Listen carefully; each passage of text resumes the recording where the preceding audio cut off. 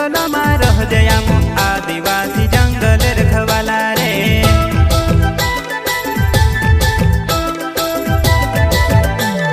चल जंगल जमीन काजे पूजे रे आदिवासी दुनिया ने रखवाला रे। बाप देव खतरी काजे पूजे रे आदिवासी सबसे निराला रे।